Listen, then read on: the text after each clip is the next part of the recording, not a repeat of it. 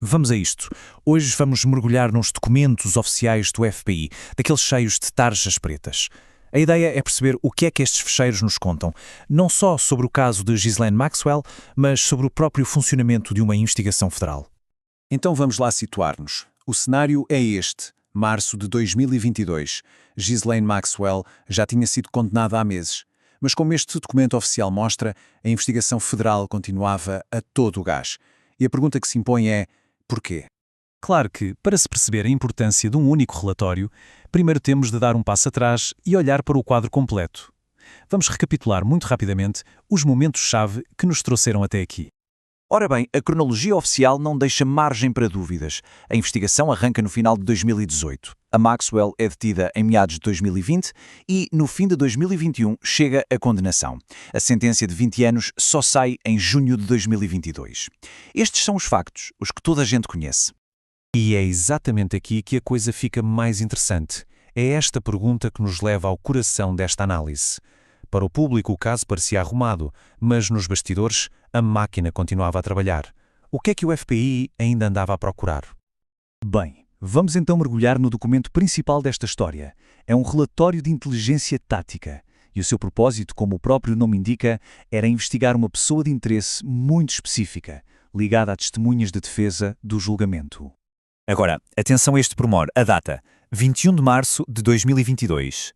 A condenação tinha sido a 29 de dezembro de 2021.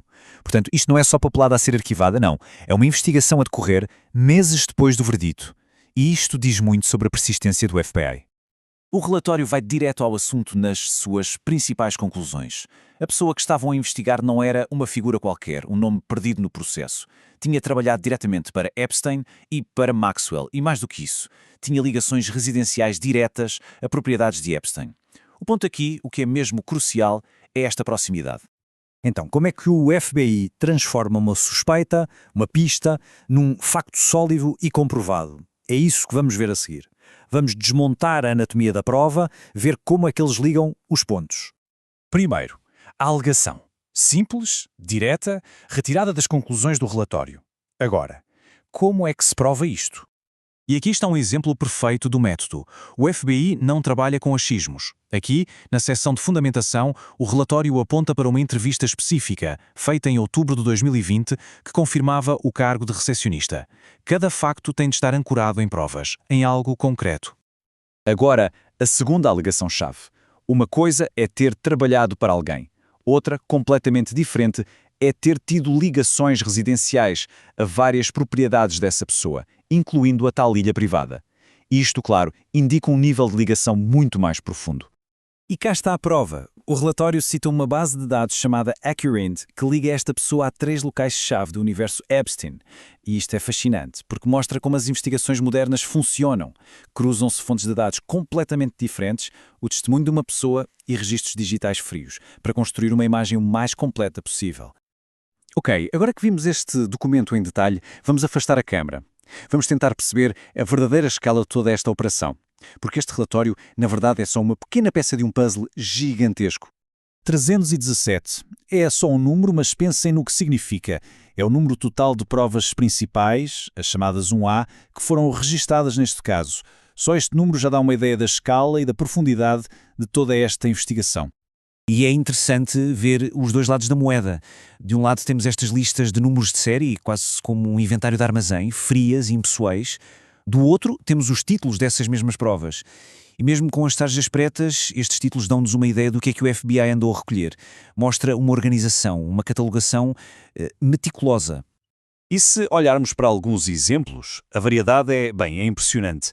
Temos de tudo, desde as clássicas entrevistas e relatórios de outras polícias, até tecnologia de ponta, como os scans a laser da ilha. E depois há as denúncias online, os pedidos de reembolso para discos rígidos com terabytes e terabytes de informação, e até a correspondência que chegava à casa de Epstein.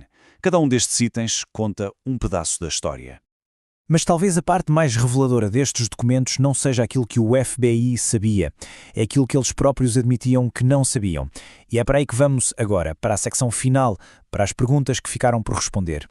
É a grande questão, não é? Com uma condenação na mão e uma sentença decidida, o que é que ainda faltava saber? O mais curioso é que a resposta está no próprio relatório de inteligência. E aqui está, preto no branco, numa secção com o título Lacunas de Investigação/Inteligência. O FBI a perguntar diretamente. Isto não é especulação, não são jornalistas a levantar hipóteses, são as palavras da própria agência. É uma admissão de que, apesar da condenação, a teia completa de cumplicidade podia não ter sido totalmente desvendada. E isso deixa uma pergunta a pairar no ar. O que mais é que ainda não sabemos?